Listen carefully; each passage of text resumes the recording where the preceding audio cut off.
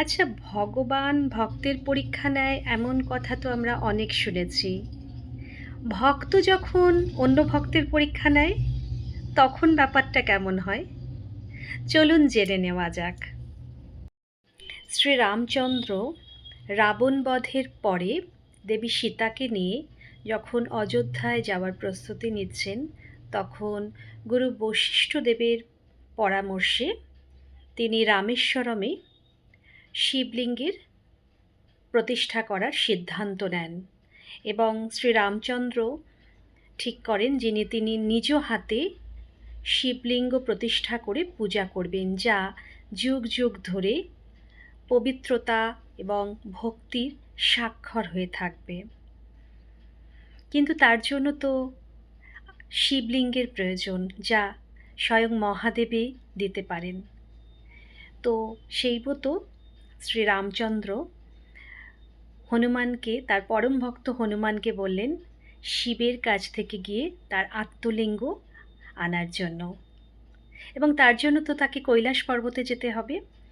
তো হনুমান দেব, সে তো রামের পরম ভক্ত, সে প্রচণ্ড তীব্র গতিতে মুহূর্তের মধ্যে কৈলাসে পৌঁছে গেলেন। কিন্তু সেখানে তো বসে আছেন নন্দী মহারাজ। সে তো এত সহজে হনুমানকে মহাদেবের কাছে যেতে দেবে না। তো দ্বাররক্ষী হিসেবে যখন নন্দী মহারাজ রয়েছেন, সেখানে হনুমানজি গেছেন, গিয়ে বলছেন, আমি শ্রীরামচন্দ্রের নির্দেশ সেখানে এসেছি এবং মহাদেবের কাছ থেকে আত্মলিঙ্গ নিতে এসেছি। তাই শুনে নন্দী মহারাজ বললেন, হ্যাঁ হনুমান, তুমি শ্রীরামের পরম ভক্ত, কিন্তু তোমাকে এখানে ভক্তির পরীক্ষা দিতে হবে, তবেই তুমি মহাদেবের কাছে পৌঁছতে পারবে। হনুমানজি শুনে বললেন, বেশ, আমি পরীক্ষা দেওয়ার জন্য প্রস্তুত, কিন্তু নন্দী মহারাজ এটা একটু তাড়াতাড়ি করতে হবে, কারণ শ্রীরামচন্দ্র আমার অপেক্ষায় রয়েছেন, আমি কখন আত্মলিঙ্গ নিয়ে যাব। বেশ, সেই মতো পরীক্ষার জন্য হনুমানজি তৈরি হলেন। নন্দী মহারাজ নিজের রূপ পরিবর্তন করে এক বৃদ্ধের রূপ ধারণ করেছে এবং হনুমানকে বলেছে, আমাকে কিছুটা পথ এগিয়ে দিতে হবে। তো হনুমানজি বৃদ্ধটিকে কাঁধে তুলে নিয়েছেন এবং কিছুটা যাওয়ার পরে বুঝতে পারছেন ক্রমশ যেন বৃদ্ধটির ভার বাড়তে শুরু করেছে। একটা সময় পরে হনুমানজির মনে হচ্ছে তিনি আর পথ চলতে পারবেন না। যখন তিনি প্রায় ক্লান্ত হয়ে এসেছেন, তখন তার মনে হলো, আমার সঙ্গে তো শ্রীরাম আছেন, আমি নিশ্চয়ই এই ভারকে বহন করতে পারবো। যেমন ভাবা তেমন কাজ। এবং কিছুক্ষণের মধ্যেই নন্দী মহারাজ তার আসল রূপ ধারণ করলেন।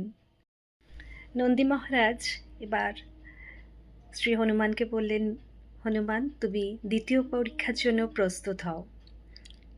হনুমান কিছুক্ষণ পরে হঠাৎ যেন অনুভব করতে শুরু করলেন, তার হাত পা যেন তিনি নাড়াতে পারছেন না, অসম্ভব ভারী। কোনো যেন অদৃশ্য শৃঙ্খল তার হাত পা বেঁধে রেখেছেন। প্রথমে হনুমান একটু দিশেহারা হয়ে পড়লেন। তারপর তিনি ভাবলেন, আমি তো মহাদেবের কাছে এসেছি, মহাদেবের শক্তি সর্বত্র বিরাজমান। আমি যদি প্রকৃত ভক্তি আর আত্মসমর্পণ করতে পারি, তাহলে আমি নিশ্চয়ই এই ভারমুক্ত হতে পারব। কিছুক্ষণের মধ্যেই সত্যি সত্যি হনুমানজি তার হাত পা নাড়তে পারছেন।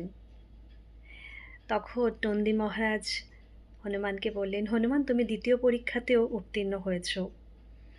ভক্তি এবং আত্মবিশ্বাসী মুক্তির প্রকৃত উপায়।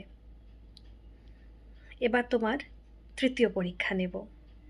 নন্দী মহারাজ এক মায়া রাক্ষসকে হনুমানজির সামনে পাঠিয়ে দিলেন এবং সেই রাক্ষস হনুমানজিকে বললেন, তুমি আত্মলিঙ্গ নিতে এসেছো কৈলাসে, আমি থাকতে তুমি কিছুতেই নিতে পারবে না। প্রথমে তো হনুমানজি ওই রাক্ষসকে দেখে ভীষণ ক্রুদ্ধ হয়েছেন, কিন্তু কিছুক্ষণ পরে তিনি তার ক্রোধকে সংযত করে তিনি ভাবলেন, আমি শ্রীরামের নির্দেশে এবং মহাদেবের আশীর্বাদে এখানে এসেছি, তাহলে আমার তো শক্তি ক্ষয় করার প্রয়োজন নেই। যখন এই ভাবনা ভাবলেন তখন নন্দী মহারাজ এই মায়া রাক্ষসকে অদৃশ্য করে দিলেন এবং নন্দী মহারাজ শ্রী হনুমানের সামনে এসে বলেন, হনুমান, তুমি তৃতীয় পরীক্ষাতেও উত্তীর্ণ হয়েছ, অতএব আমি তোমার জন্য মহাদেবের কাছে আত্মলিঙ্গের জন্য সুপারিশ করব। এবং নন্দী মহারাজ মহাদেবের কাছে গিয়ে শ্রী হনুমানের জন্য আত্মলিঙ্গের কথা বললেন।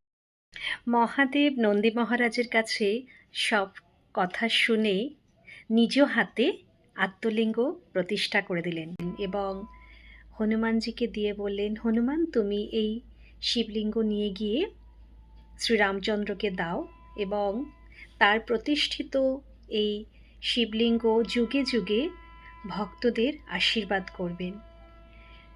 হনুমান তো খুব খুশি, তিনি এই আত্মলিঙ্গ নিয়ে গিয়ে শ্রীরামচন্দ্রকে দিলেন এবং রামচন্দ্র তখন এই আত্মলিঙ্গ প্রতিষ্ঠা করেন, যা আজও রামনাথ স্বামী নামে পরিচিত। এইভাবেই হনুমানজি শিবের কৃপা এবং নন্দী মহারাজের পরীক্ষায় উত্তীর্ণ হয়ে রামেশ্বরমে আত্মলিঙ্গ প্রতিষ্ঠার মহান দায়িত্ব পালন করেছিলেন। কি বন্ধুরা, কেমন লাগলো গল্পটি? আপনাদের কমেন্টের অপেক্ষায় থাকলাম।